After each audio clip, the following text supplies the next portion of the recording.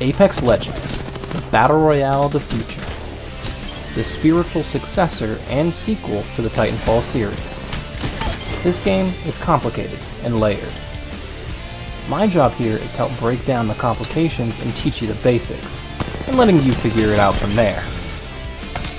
So, strap on your jetpacks, because we're dropping hot, fellas. Welcome to Apex Kindergarten.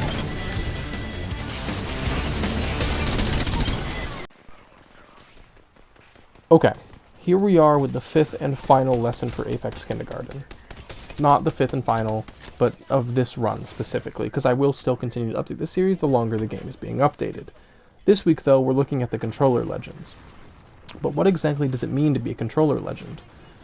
Controller legends, are you getting sick of me saying that yet, are fairly self-explanatory, actually. They control an area, obviously. Most commonly known as bunker legends as well, because they bunker down in a building.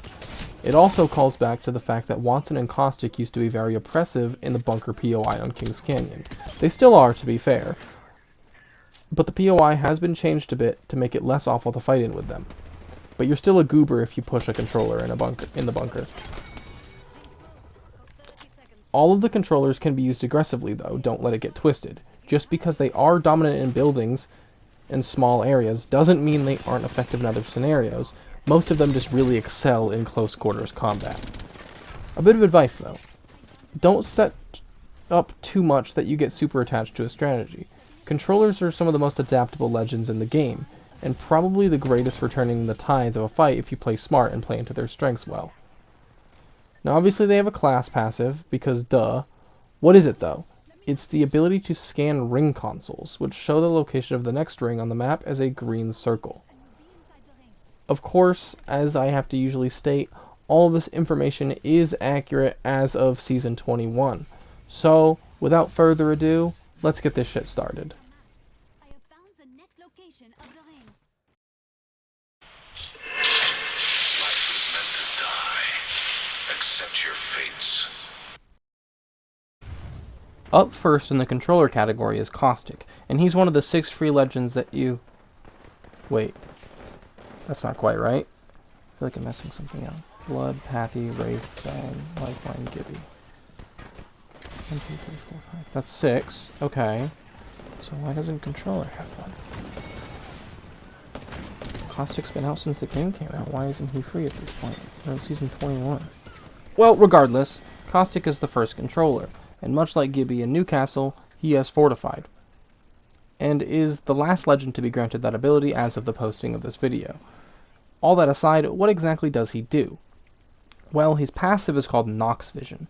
It has 2 effects. The first is the vision aspect, which allows him to see the enemies in his Nox gas clearer as they have green highlighting. The second part is that he's immune to the effects of enemy Nox gas, completely, like he isn't damaged by it, slowed by it, or highlighted while in it. His tactical is called Nox Gas Traps, and it's a placeable trap that when it's passed by releases a cloud of gas that deals damage per second to enemies caught within, ignoring shields. It goes straight to your health. A triggered trap lasts for 11 seconds. After the barrel expires, the gas lingers for an additional 2 seconds. Each damage tick deals 4 damage to start, then ramps up by 1 every tick, to a maximum of 10. Bullets striking the top of the trap will also cause it to go off. However, shooting the base will destroy it without releasing gas. Enemies will be slowed inside the gas after the first damage tick for 2 seconds and are unable to sprint. Squad mates aren't affected by this, with a little asterisk, because a common bug is that your own squad is often slowed by it. They've tried to patch it out, but it lingers. After being activated, the barrels have 150 HP, and the gas will linger for 2 seconds after the barrel is shot and destroyed that way. He has 3 charges and can have a maximum of 6 out before they start replacing the oldest one. Each charge has a cooldown of 20 seconds. His ultimate ability is called Nox Gas Grenade, and it's just as tactical on a bigger scale. He throws a grenade, and upon landing, it detonates and covers a 20-meter area and has the same effect as his tactical. Instead of lasting for 13 seconds, though, it lasts for 17. You should be using this ability in small areas, as it's basically useless in large open areas. The best use of it is to deny pushes, flush people out of cover or a building, blanket chokes with the gas, or interrupt revival or heals. It has a cooldown of 3 minutes.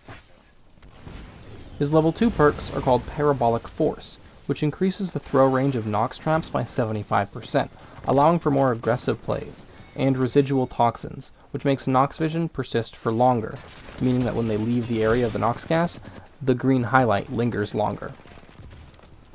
His level 3 perks are called Breathe It In, which allows him to regenerate health while in his Nox gas, and Particle Diffuser, which increases the AoE of Nox Gas Grenade by 50%. Caustic is definitely the most oppressive legend in buildings and small spaces, as he can take complete control of an area and limit the routes and options of the enemy squads.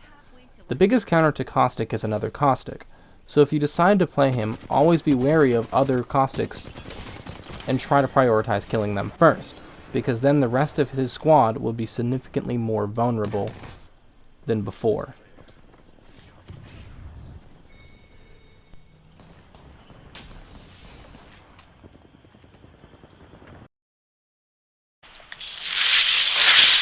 My adversaries are in for a shock. The Eye of the Storm herself, Wattson. She's the most aggressive controller legend in the game, meaning that her kit allows for aggression way better than any other legend in her category. Not to say that you can't be aggressive with the others, but you'll see what I mean when we get to her abilities. Speaking of, her passive is called Spark of Genius, and it does a few things. First, it allows her to stack 2 ultimate accelerants in one inventory slot, as opposed to the normal 1 per slot. Additionally, ult accels fully charge her ult no matter the percentage it's at, and also, finally, after avoiding damage for 6 seconds, you'll begin to heal 1 shield health every 2 seconds. The last part is barely noticeable and should rarely be relied on, but the rest of her passive is probably the strongest in the game, especially when you take into account how good her ultimate is. Due to that, you should always have at least 1 or 2 stacks of ultimate accelerants on you, if possible. Perimeter Security is her tactical ability, and it allows Wattson to place down nodes. When 2 nodes within 30 meters are connected, they extend into a rod to make a fence of electricity. When an enemy passes through, the breached fence's location is pinged on the map and on the screen. Fences deal 20 damage and slow once every second if an enemy is within contact with them. Fences will disengage for 0.4 seconds when Wattson or her squad mates pass through them. The nodes last indefinitely until either they are destroyed with 25 damage, picked up, or replaced. She has 4 charges and can have 12 nodes on the map at a time. Word of warning, these aren't exactly traps in the traditional sense. They are better for blocking off areas, or watching flanks, or punishing over aggressive enemies.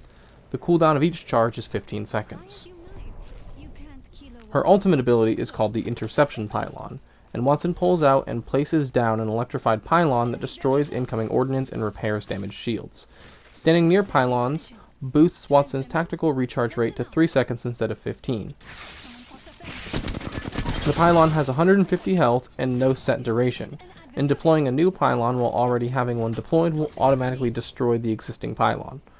Ordnance is zapped when the pylon detects that it would hit any surface within the 25-meter radius and line of sight of the pylon. The pylon cannot destroy any ordnance that has already landed, though. Also, as is usually the case with placeable abilities, the pylon is neutral and therefore can recharge enemy shields and shoot down your own squad's ordnance if they enter a 25-meter radius. The pylon can recharge up to 250 shields, shared between everyone that it interacts with, and it recharges 1 shield every 0.2 seconds, and taking damage while regenerating shields via the pylon delays continued regeneration by 1 second. Remaining shields can be seen as a countdown around the base. Due to the nature of her kit, and referring to her passive in particular, you should always have pylon off cooldown and be able to use it in every fight if necessary. Oh, speaking of that, the cooldown for it is pretty nice. Her level 2 perks are called Fresh Start, which allows you to revive an ally with 50 HP, and Falling Stars, which, well, whenever an enemy throwable is destroyed by pylon, it drops an Arc Star. It has a cooldown of 1.5 seconds in between each spawn if there are multiple grenades being thrown, and you can't have more than 5 at a time. Her level 3 perks are called Power Pylon, which doubles the health of Pylon to 300 and doubles the amount of shields it recharges to 500. And Split Circuit, which allows you to use the ult cells twice as fast and allows you to place down 2 pylons at a time. Like I said at the beginning, I feel like you'll understand how she's able to be used the most aggressively out of the controllers. She's great for quick and efficient plays. The slow that her fences incur, along with the speed in which they can be deployed, allows her to punish the people caught in her web easier than any other controller in the category.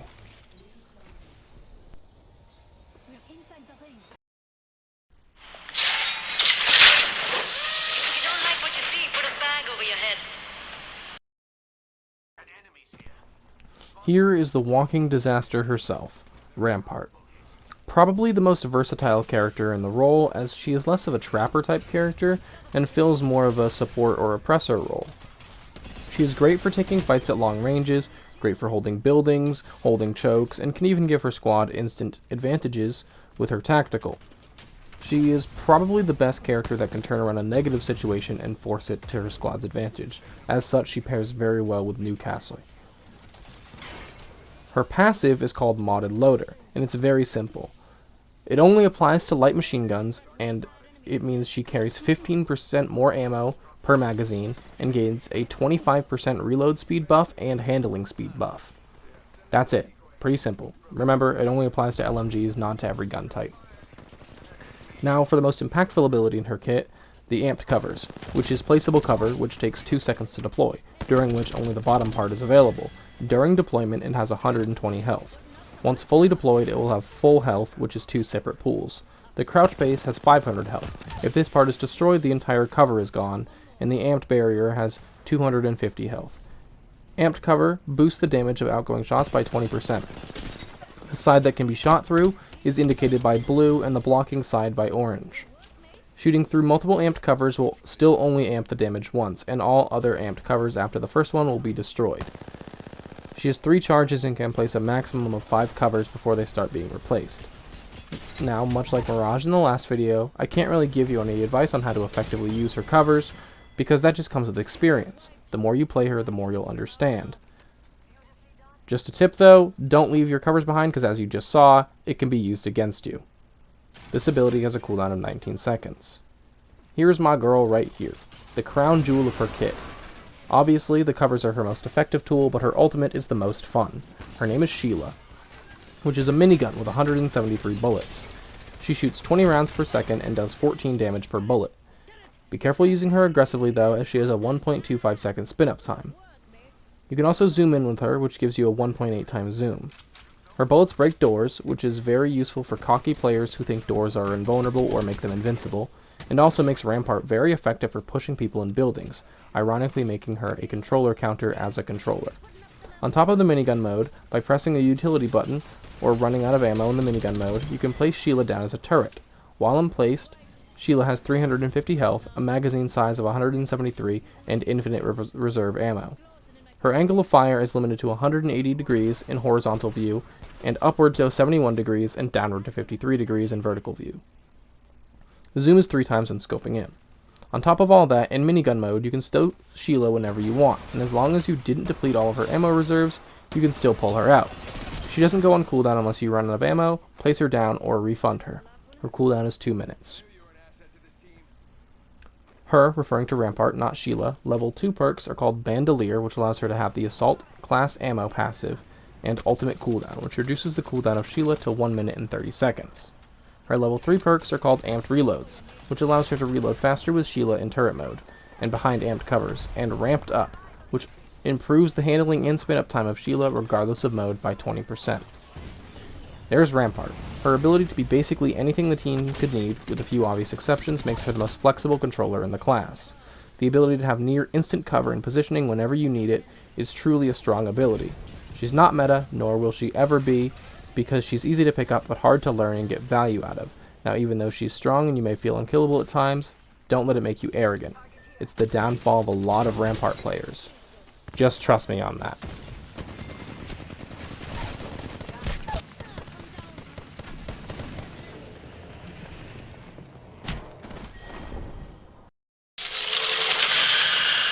This witch came from the moon.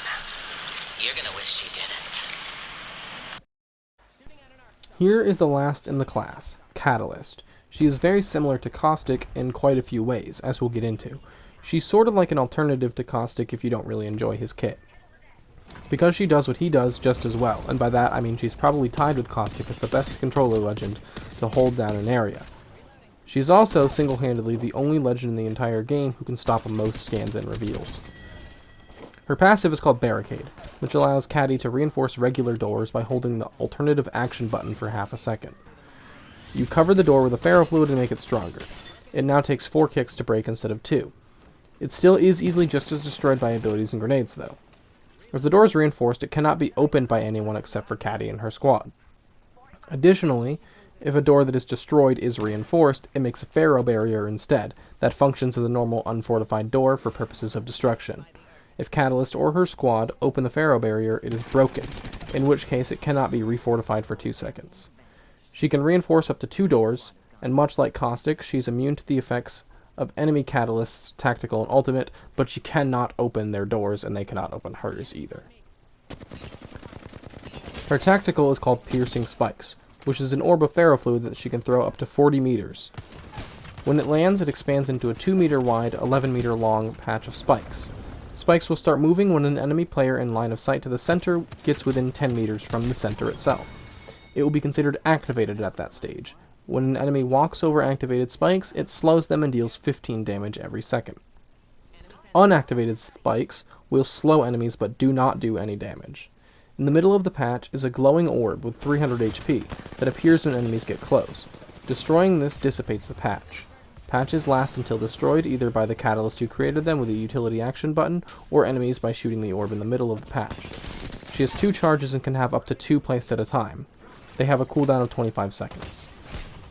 Caddy's ultimate is called Dark Veil, which is a massive 45 meter long, 10 meter high wall of Pharaoh fluid that lasts for 15 seconds.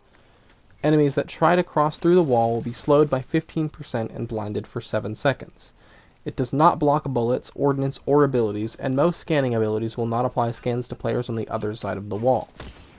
Catalyst herself is immune to the blind effect and slow of the Dark Veil, regardless of who created it. Her ultimate is incredibly strong and versatile.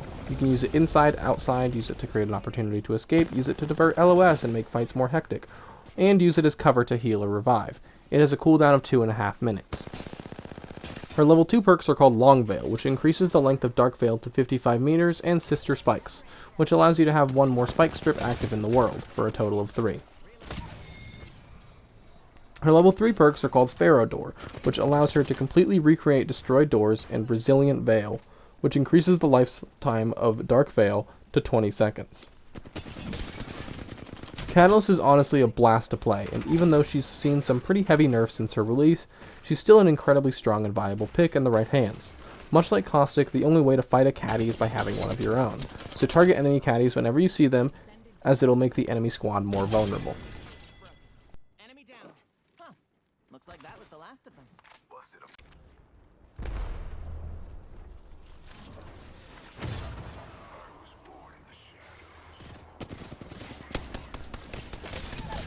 Alright, sick. That was the final lesson of the first run of Apex Kindergarten. Let me know what you thought if you watched every episode. As usual, if you have any questions, feel free to ask them in the comments. I won't be offended or nothing. Try to keep it civil though, I know that can be a big ask most of the time, to be honest. Now, as usual, like the video if you liked it, dislike it if you didn't. That's why the button exists, you know? Also, you can subscribe if you want, it doesn't really bother me one way or another. So without further ado, I will see you at the next patch, where I'll make a revision video on everything that changed.